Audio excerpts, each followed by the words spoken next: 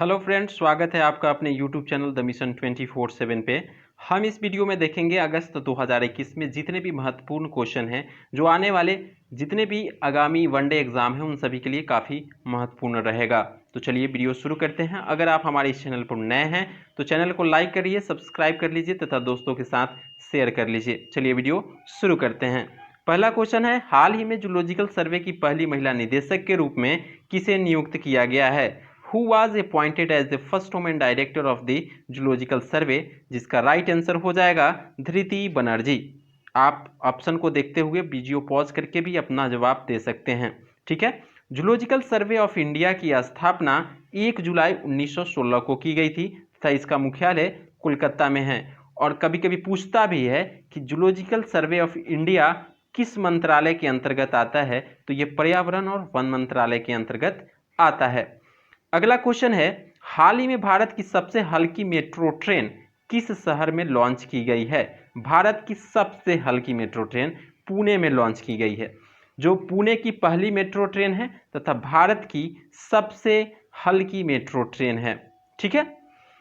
इस metro train का अनावरण इटली में टीटागढ़ वैगन्स द्वारा भी किया गया है, जो आपके लिए काफ़ी महत्वपूर्ण है। इस चीज़ को आप ध्यान में रखिएगा। ठीक है। चलते हैं अगले क्वेश्चन की ओर। अगला क्वेश्चन है, हाल ही में राष्ट्रीय महिला आयोग अध्यक्ष का कार्यकाल 3 साल के लिए बढ़ा दिया गया है, उनका नाम बताइए। जैसा कि आप पिक्चर में भी देख रहे होंगे, तो आप अगर इनको जानते होंगे तो नाम बहुत इजीली बता सकते हैं। इनका नाम है रेखा शर्मा। ये राष्ट्रीय महिला आयोग के अध्यक्ष पहले भी थे और अभी इनका कार्यकाल 3 साल के लिए बढ़ा दिया गया है। महिला आयोग का स्थापना 1992 ईस्वी में किया गया था। इसका मुख्य उद्देश्य था महिलाओं के हितों तथा उनकी कानूनी सुरक्षा के लिए काम करना। ठीक है।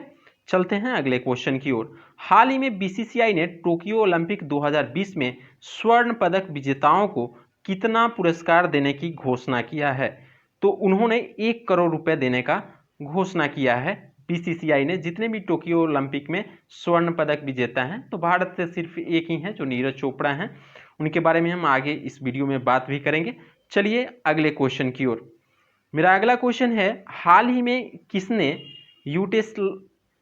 यूटेलसेट क्वांटम रिप्रोग्रामेबल सैटेलाइट लॉन्च किया है? Who was launch Eutelsat quantum reprogrammable satellite? तो रोस्कोमोस, सीएनएसए, ईएसए, नासा। तो आपका राइट आंसर हो जाएगा ईएसए, यूरोपीय स्पेस एजेंसी। जैसा कि आपको पता है, रोसकोस्मोस जो है वो रूस का है, रूस की ये स्पेस एजेंसी है रोसकोस्मोस। सीएनएसएस जो है वो चाइना की है। इसी तरह से नासा जो है वो अमेरिका का है। आपको कमेंट में बताना है कि इंडिया का स्पेस एजेंसी जो है उसका नाम क्या है। तो ये जो सैटेलाइट लॉन्च किया है वो यूरोपीय स्पेस एजेंसी ईएसए ने लॉन्च किया है। आपको बता दें कि ईएसए की स्थापना 1975 में की गई थी और ये जो सैटेलाइट लॉन्च किया गया है उसका कार्यकाल 15 वर्षों तक रहेगा, जो पृथ्वी से 35,000 किलोमीटर की ऊंचाई पे इसको स्थापित किया जाएगा, जो जिसका मेन उद्देश्य रहेगा संचार के व्यवस्था को और सुगम बनाना। ठीक है। अगले क्वेश्चन की ओर चलते हैं।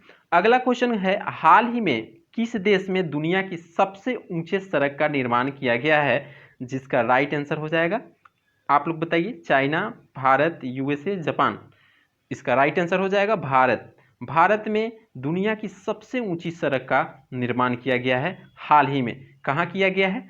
तो यह सड़क पूर्वी लद्दाख के उमलिंग ला दर्रा पर लगभग 19,300 फीट की ऊंचाई पर इसका निर्माण किया गया है। ठीक है। यह क्वेश्चन काफ़ी ज़्यादा महत्वपूर्ण रहेगा आपके लिए, इसको ध्यान में रखिएगा। अगला क्वेश्चन है, हाल ही में रवि कुमार दाहिया ने टोक्यो ओलंपिक 2020 में कौन सा पदक जीता? गोल्ड मेडल, रजत मेडल और कांस्य, ब्रोंज, सिल्वर, गोल्ड। तो इन्होंने सिल्वर जीता है। ठीक है।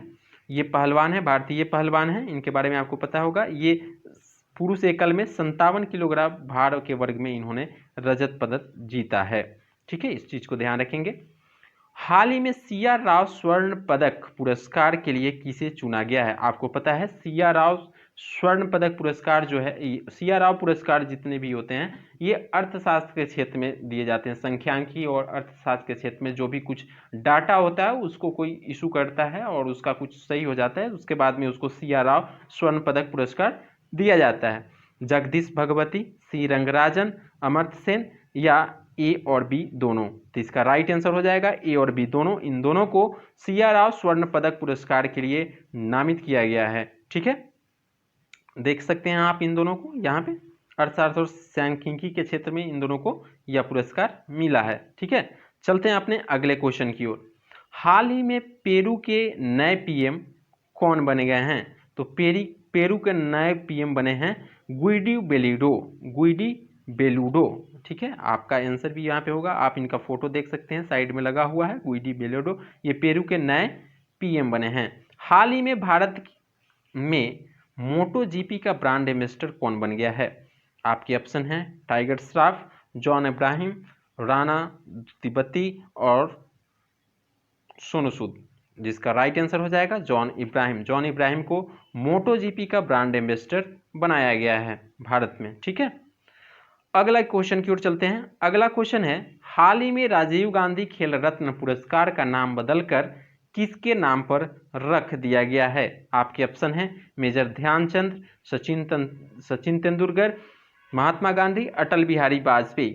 आपके राइट आंसर हो जाएंगे मेजर ध्यानचंद। मेजर ध्यानचंद के नाम पर राजीव गांधी खेल रत्न पुरस्कार का नाम कर दिया गया है। अब देखते हैं राजीव गांधी खेल रत्न पुरस्कार में क्या क्या है। तो यह भारत की सबसे बड़ी खेल रत्न पुरस्कार है। यह भारत की सबसे बड़ा खेल रत्न पुरस्कार है, जिसकी शुरुआत 1991 में की गई थी और इसमें अभी वर्तमान में 25 लाख राशि कैश दिया जाता है। ठीक है, 25 लाख रुपए। ठीक है, अगले क्वेश्चन की ओर चलते हैं। हाल ही में लद्दाख केंद्रीय विश्वविद्यालय का नाम किस नदी के नाम पर रखा जाएगा? ठीक है, तो बताना है आपको, सिंधु, सतलज, ब्रह्मपुत्र और गंगा। इसका राइट आंसर हो जाएगा सिंधु। सिंधु नदी के नाम पर लद्दाख केंद्रीय विश्वविद्यालय का नाम रखा जाएगा। इसके बारे में जान लेते हैं। सिंधु नदी जो है वो तिब्बत के मानसरोवर झील के पास मनख्वाब हिमनद से निकलता है, जैसा कि आप सभी जानते हैं। यह तिब्बत, भारत तथा पाकिस्तान होते हुए अरब सागर में जाकर मिल जाते हैं। इनके कुछ सहायक नदी हैं, उनके बारे में देखते हैं। तो इनके सहायक नदी हैं सतलज, चिनाब, रावी, ब्यास, झेलम। ये सभी क्या हैं? सिंधु की सहायक नदी हैं। आपको पता ही होगा कि सिंधु जल समझौता भारत और पाकिस्तान के बीच में हुआ था, इन्हीं नदी के बीच में पानी के डिस्ट्रीब्यूशन को लेकर। अगला क्वेश्चन है, हाल ही में 15 अगस्त 2021 को विशेष अतिथि के रूप में किसे आमंत्रित किया गया है? आपकी ऑप्शन है ओलंपिक दल, चीन के जो भी राष्ट्रपति हैं उनको, ब्राजील के प्रधानमंत्री, एनसीसी के बच्चों को। तो जो विशेष अतिथि के रूप में जिनको बुलाया गया है उनका, वो जितने भी ओलंपिक हैं, यानी कि टोक्यो ओलंपिक में जितने भी पदक, या तो कांस्य हो, सिल्वर हो या गोल्ड हो, जो भी जीते थे उन सभी को विशेष अतिथि के रूप में 15 अगस्त 2021 को बुलाया गया था। ठीक है, अगला क्वेश्चन है, किस देश में सनस्क्रीन पर प्रतिबंध लगा दिया गया है? Thailand, Japan, America, Malaysia. इसका राइट आंसर हो जाएगा थाईलैंड। थाईलैंड में सनस्क्रीन पर प्रतिबंध पूरी तरह से लगा दिया गया है। अगले क्वेश्चन की ओर चलते हैं।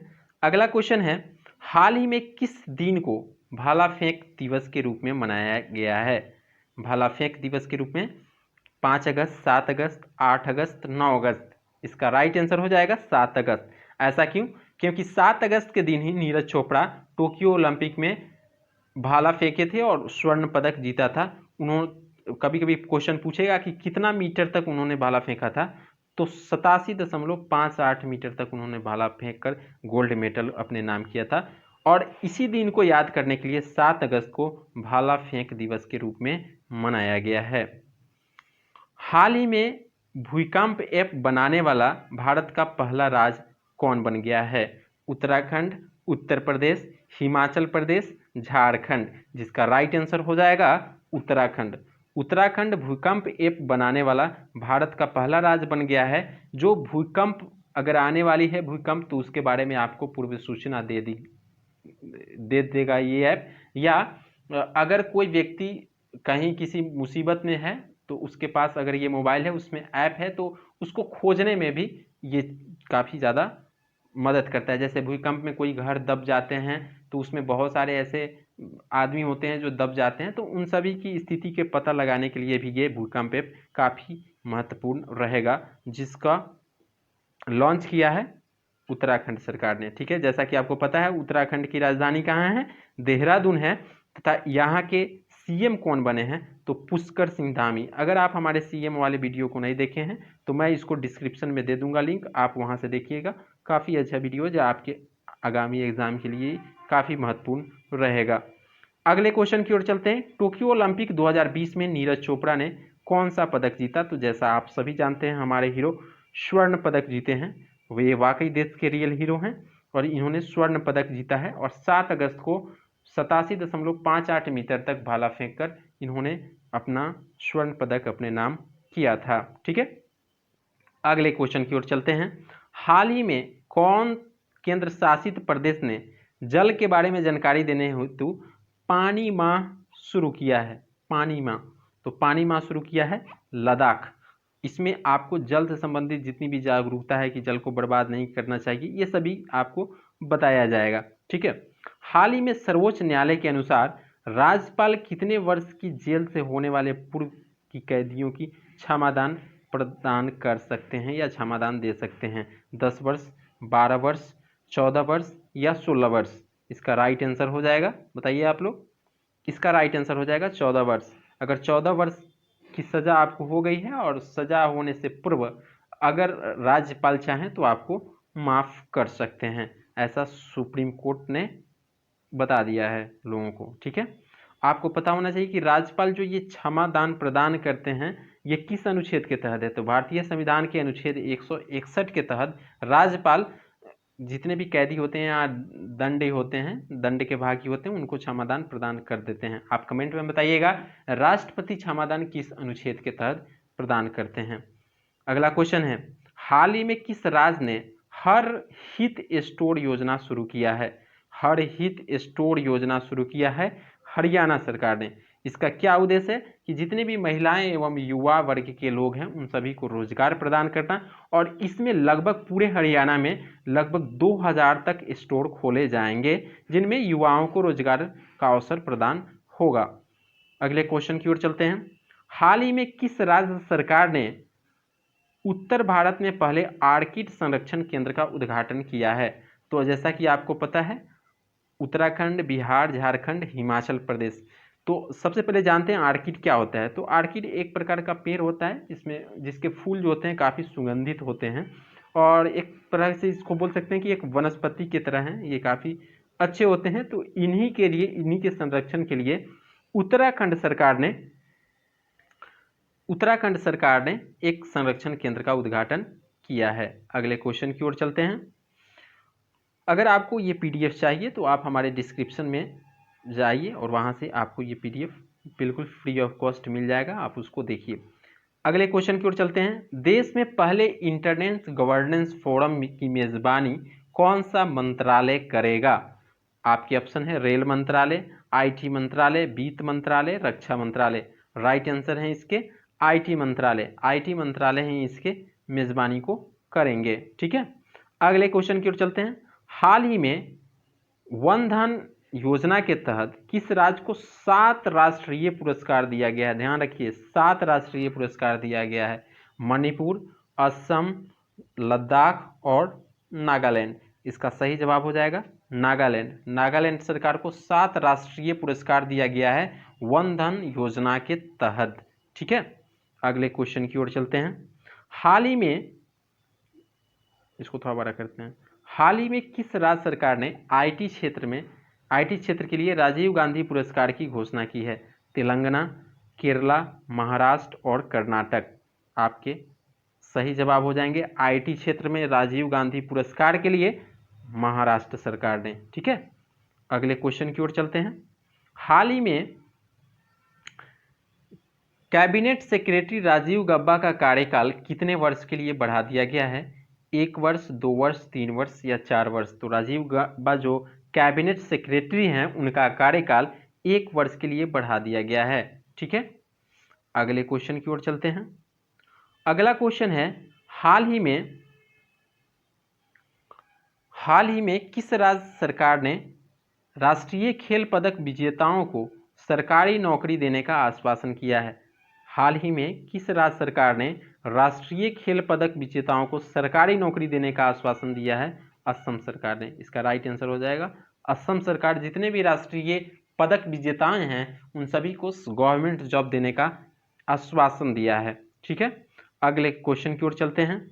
हाल ही में हिरोशिमा दिवस कब मनाया गया है? हिरोशिमा दिवस कब मनाया गया है? 5 अगस्त, 6 अगस्त, 7 अगस्त, 8 अगस्त।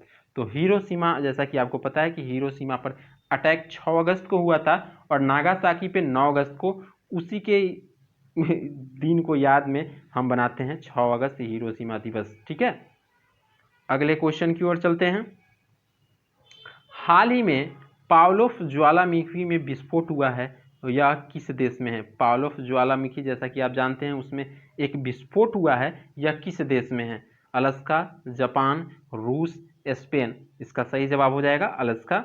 जैसा कि आपको पता है अलास्का उत्तरी अमेरिका का एक देश है, उत्तरी अमेरिका महादेश में। इसका पिक्चर शायद हमारे टीम से मिस हो गया, इसका पिक्चर लगाना। तो अलास्का उत्तरी अमेरिका महादेश का एक देश है जहाँ पे एक पावलोव ज्वालामुखी है, जहाँ पे एक विस्फोट हुआ है। अगले क्वेश्चन की ओर चलते हैं।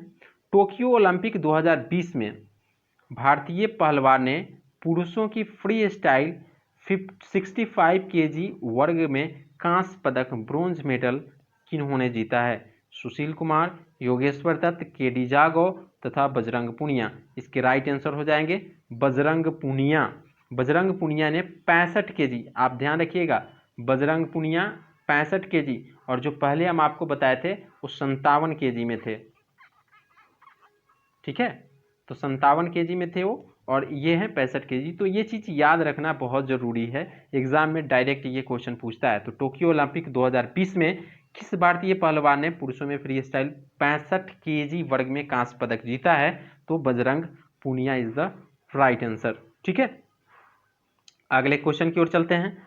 हाल ही में दिल्ली सरकार ने किस नाम से एक पहल लॉन्च किया है? दिल्ली @2047, दिल्ली @2050, दिल्ली @2042, दिल्ली @2052। तो जैसा कि आपको पता है इसका राइट आंसर हो जाएगा दिल्ली @2047। यानी कि स्वतंत्रता दिवस के शताब्दी ईयर पे दिल्ली सरकार का ये मानना है कि उस वर्ष तक वो क्या क्या अपने आप में मॉडिफाई कर सकते हैं, उसके लिए एक योजना लेकर आए हैं और उसके लिए एक पहल लॉन्च किया है, दिल्ली @2047। ये अरविंद केजरीवाल इन्होंने ऐसा किया है। अगला क्वेश्चन है, हाल ही में उत्तराखंड सरकार ने किसे महिला सशक्तिकरण विभाग का ब्रांड एम्बेसडर बना दिया है? वंदना कटारिया, दीपा कर्माकर, विद्या बालन और प्रियंका चोपड़ा। तो इसका राइट आंसर हो जाएगा वंदना कटारिया। वंदना कटारिया को महिला सशक्तिकरण विभाग का ब्रांड एम्बेसडर बना दिया गया है उत्तराखंड सरकार में। ठीक है, तो चलिए धन्यवाद। आप ऐसे ही हमारे चैनल को देखने के लिए, आप अभी तक अगर सब्सक्राइब नहीं किए हैं तो इस चैनल को सब्सक्राइब कर लीजिए। ऐसे ही वीडियो आपको मिलते रहेंगे। वीडियो बनाने में काफ़ी मेहनत होती है, इसलिए थोड़ा सा मोटिवेशन के लिए आप चैनल को सब्सक्राइब करिए, लाइक कर लीजिए तथा दोस्तों के साथ शेयर कर लीजिए। धन्यवाद।